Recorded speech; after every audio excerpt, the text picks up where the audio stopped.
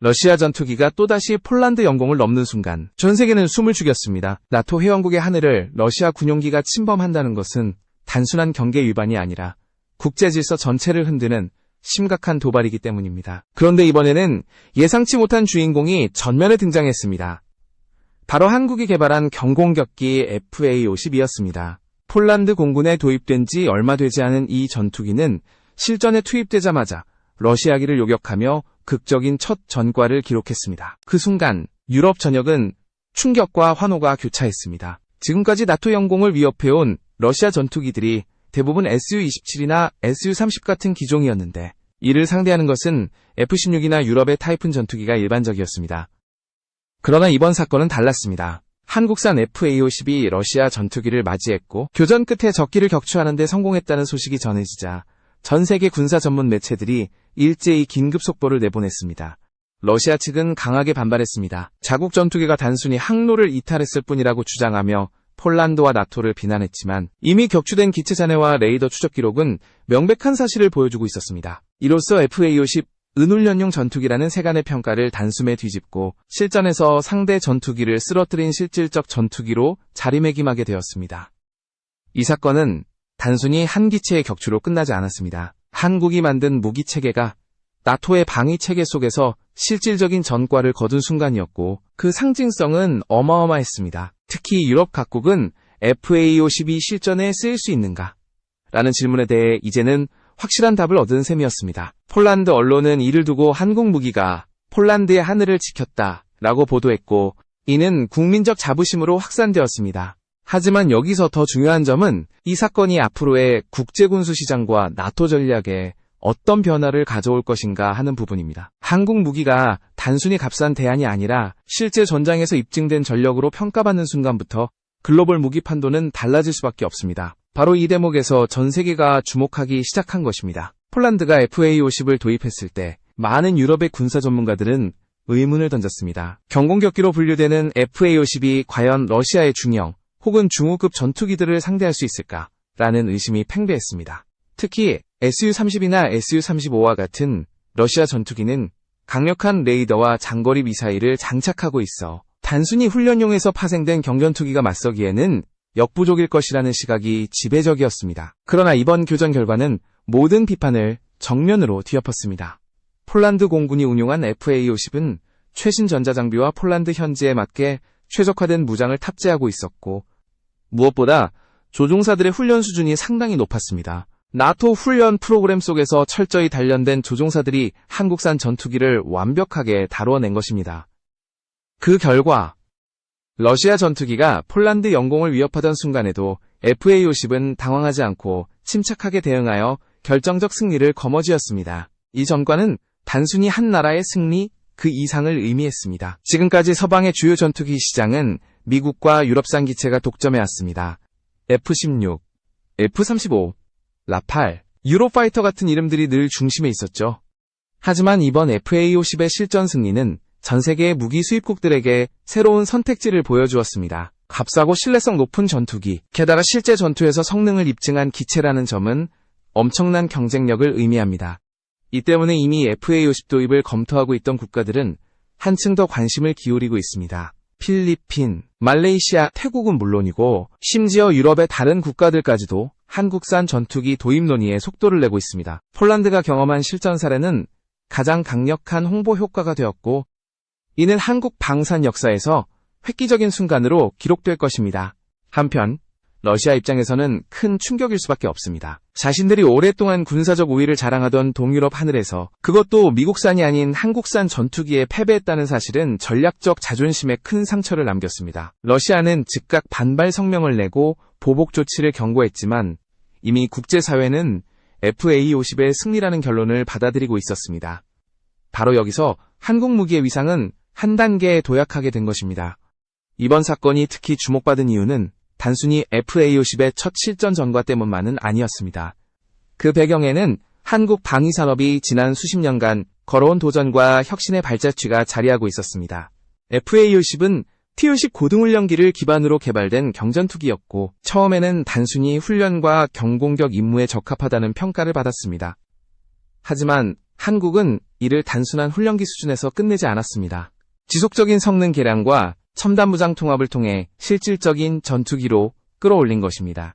특히 폴란드가 도입한 FA-50은 단순 수출형 모델이 아니라 최신 항전 장비와 나토 표준 무장을 결합한 개량형이었습니다. 공대공 미사일 AIM-120, AEM, RAAM, 단거리 전투용 AIM-9X 사이드와인더, 그리고 정밀 유도폭탄까지 장착할 수 있어 사실상 다목적 전투기로 운용이 가능했습니다. 이번 교전에서도 FA-50이 러시아 전투기보다 한 발 앞서 요격에 성공할 수 있었던 배경에는 바로 이 무장체계와 항전 장비의 발전이 있었습니다.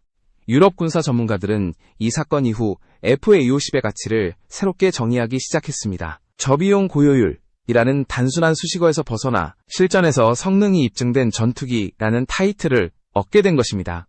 이는 글로벌 시장에서 경쟁 구도를 완전히 바꿀 수 있는 전환점이었습니다. 지금까지 중소국가들은 예산 문제로 첨단 전투기 도입에 큰 제약을 받았지만 이제는 FA-50이라는 새로운 선택지가 눈앞에 나타난 것입니다. 흥미로운 점은 이번 격추 소식이 알려진 직후부터 한국의 차세대 전투기 KF-21에 대한 관심도 덩달아 폭발적으로 증가했다는 사실입니다. 경전투기 FA-50이 이 정도라면 중형 전투기 KF-21은 어느 수준일까? 라는 기대감이 쏟아졌습니다. 실제로 KF-21은 이미 시제기가 시험 비행을 진행 중이고 AESA 레이더와 첨단 센서를 탑재해 F-35와 견줄 수 있는 기체로 평가받고 있습니다. FA-50의 승리는 단순히 한 기종의 성과가 아니라 한국 전체 항공 방위 산업의 신뢰도를 끌어올리는 결정적 계기가 된 것입니다. 이제 세계는 더 이상 한국산 무기를 값싼 대체품으로 보지 않습니다. 러시아 전투기를 격추한 순간부터 한국 무기는 실전에서 검증된 선택지라는 확실한 인식을 전 세계에 심어주었습니다. 그리고 이 변화는 향후 수년간 국제 무기 시장의 흐름을 좌우할 거대한 파급력을 가질 것입니다. 폴란드 내부에서는 이번 FA-50의 전과가 국가 안보 담론에 커다란 반향을 일으켰습니다. 그동안 폴란드 정부는 러시아의 위협을 직시하며 군 현대화 계획을 강력히 추진해왔고 미국산 F-35와 한국산 FA-50을 동시에 도입하는 전략을 선택했습니다. 하지만 일각에서는 굳이 FA-50 같은 경전투기가 필요한가? 라는 회의론이 존재했죠. 이제 이 회의론은 완전히 사라졌습니다. FA-50이 실전에서 러시아 전투기를 격추한 순간 폴란드 국민과 정치권 모두는 정부의 선택이 옳았음을 인정하게 된 것입니다. 폴란드 언론은 이를 두고 우리 하늘을 지킨 것은 F-35가 아니라 FA-50이었다라고 강조했습니다.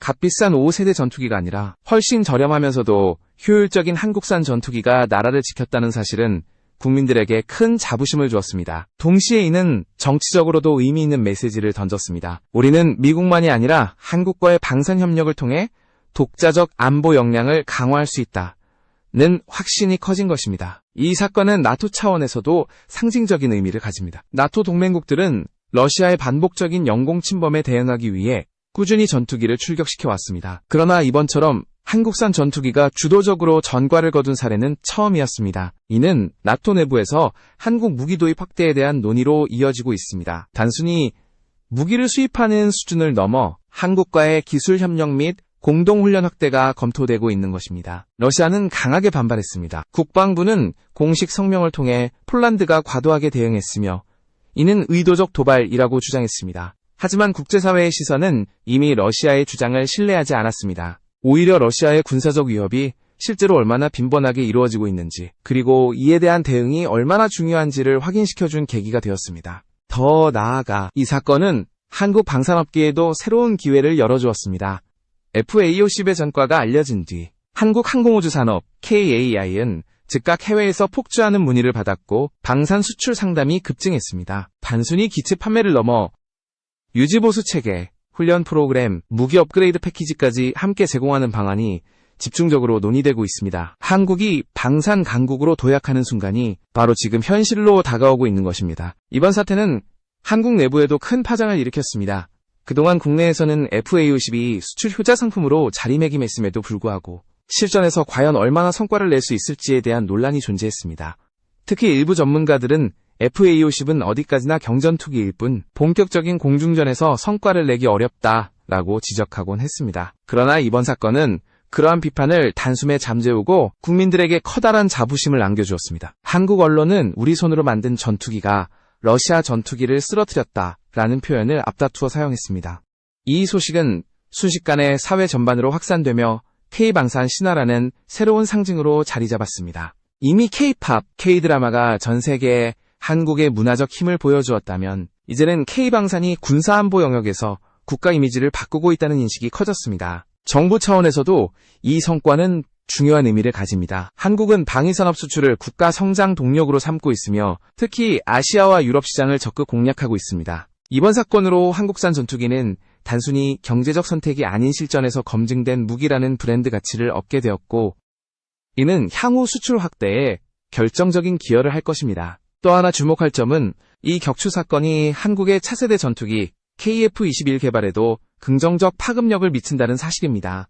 FA-50의 성과가 입증되자 한국이 독자적으로 추진 중인 KF-21에 대한 신뢰도 자연스럽게 상승했습니다. 훈련기에서 출발한 FA-50이 러시아 전투기를 격추할 정도라면 본격적인 중형 전투기로 개발된 KF-21은 얼마나 강력할까라는 기대가 세계 각국의 군 관계자들 사이에서 높아지고 있는 것입니다. 한편 국내 군사 전문가들은 FA-50의 성과에 도취되기보다는 이를 계기로 한국 방산이 한층 더 발전할 수 있도록 냉정한 분석과 추가 투자가 필요하다라고 지적했습니다. 즉, 이번 사건을 단순한 승리로만 보는 것이 아니라 이를 기반으로 더욱 신뢰성 높은 무기체계와 전략적 협력을 구축해야 한다는 것입니다. 결국 이번 사건은 한국 방산산업이 한 단계 더 도약할 수 있는 발판이자 국가안보 역량을 세계 무대에서 증명하는 역사적 순간이 된 것입니다. FA-50의 격추 사건 이후 국제사회의 반응은 예상보다 훨씬 격렬했습니다. 미국과 유럽 주요 언론들은 일제히 속보를 내보내며 한국산 전투기가 나토의 하늘을 지켰다라는 표현을 사용했습니다. CNN과 BBC는 FA-50이 러시아 전투기를 격추한 것은 단순한 전술적 승리가 아니라 글로벌 무기시장의 판도를 바꿀 전략적 사건이라고 분석했습니다. 이는 한국 방산의 위상을 한층 더 끌어올리는 결정적 계기가 되었습니다. 특히 아시아와 중동 국가들의 관심이 폭발적으로 증가했습니다. 이미 필리핀과 인도네시아가 운영 중인 FA-50은 실전 전과를 계기로 신뢰도가 더욱 높아졌고 말레이시아, 태국, 콜롬비아 등 FA-50 도입을 고려하던 국가들이 도입 협상에 속도를 내고 있습니다. 중동의 일부 국가들은 F-16이나 유럽 전투기 대신 FA-50을 대체 전력으로 적극 검토하기 시작했습니다. 비용 대비 효과가 탁월하며 이제는 실전에서 증명된 무기라는 점이 그 이유였습니다. 러시아와 중국은 불편한 기색을 감추지 못했습니다. 러시아는 이번 사건을 우연한 사고로 축소하려 했지만 이미 나토와 폴란드가 제시한 레이더 기록과 잔해 사진은 FA-50의 명확한 전과를 입증하고 있었습니다. 중국 역시 동남아시아 국가들이 FA-50을 앞다투어 검토하는 상황을 경계하며 자국 전투기 수출 경쟁력이 약화될 것을 우려하고 있습니다. 흥미로운 점은 이번 사건이 단순히 전투기 성능 문제에 그치지 않고 국제정치 지형에도 영향을 주고 있다는 사실입니다. 한국은 이번 성과를 기반으로 나토와의 협력폭을 넓히고 있으며 미국과의 동맹 관계 역시 더욱 공고해지고 있습니다. 한국산 전투기가 나토의 실질적인 방위 활동에 기여한 순간부터 한국은 단순한 무기 수출국을 넘어 글로벌 안보 파트너로서 위상을 강화하게 된 것입니다. 마지막으로 이번 사건은 한국 국민들에게도 중요한 메시지를 남겼습니다. 우리는 그동안 메이드 인 코리아라는 말이 주로 전자제품이나 문화 콘텐츠를 상징한다고 생각해왔습니다. 하지만 이제는 세계가 한국산 무기를 신뢰하고 실제 전장에서 그 성능을 인정하고 있습니다.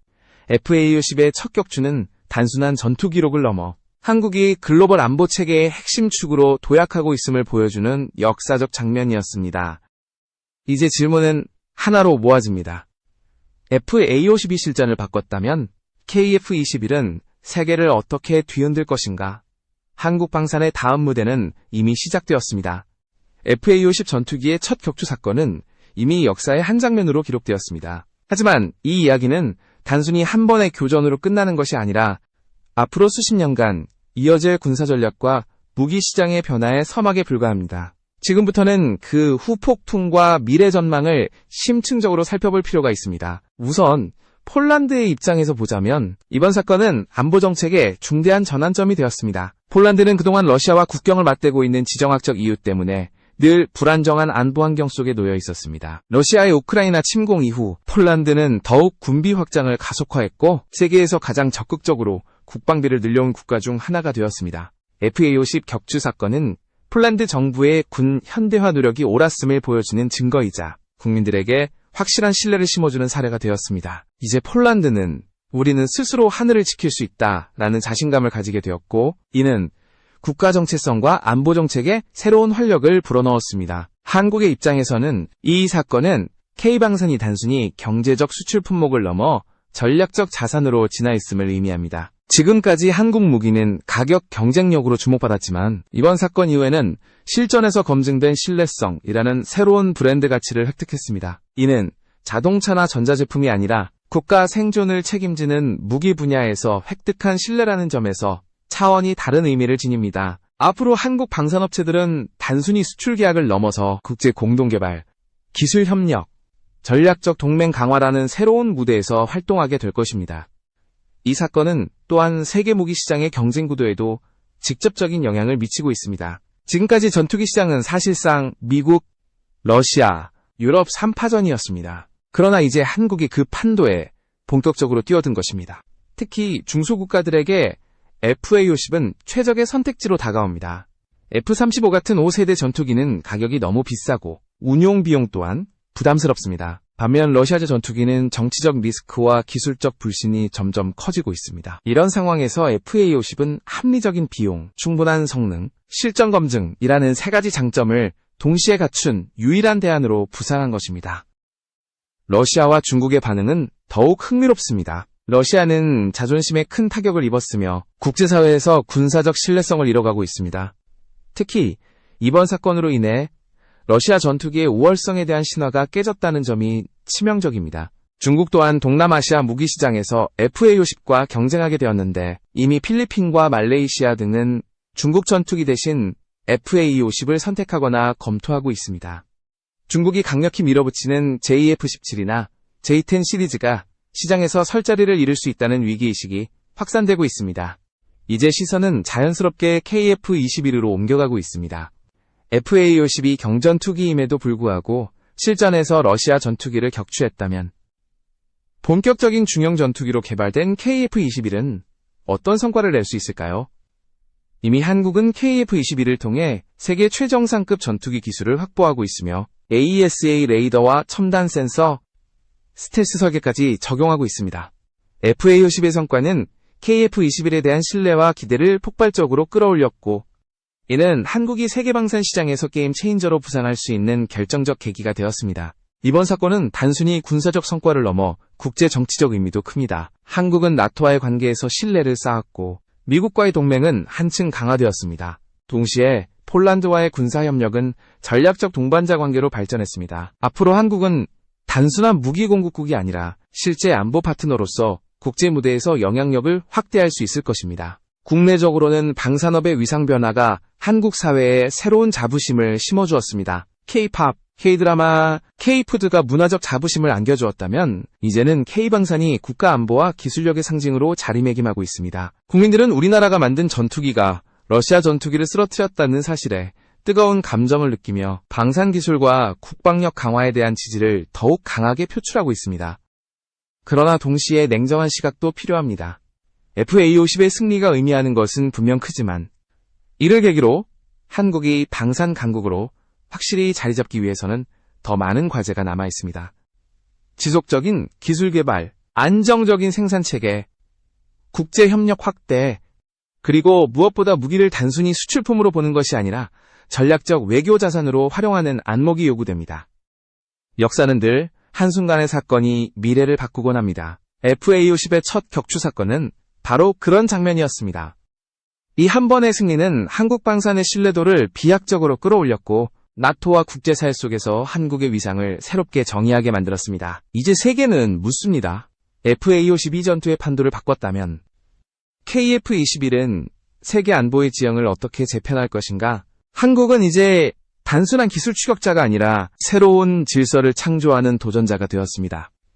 FA-50의 승리는 끝이 아니라 시작입니다. 그 시작이 어디로 이어질지는 앞으로 한국의 선택과 도전, 그리고 끊임없는 혁신에 달려 있습니다. 분명한 사실은 세계는 이제 한국을 결코 과소평가할 수 없게 되었다는 것입니다. 이 순간부터 한국의 이름은 방산 역사에 굵직하게 새겨질 것입니다.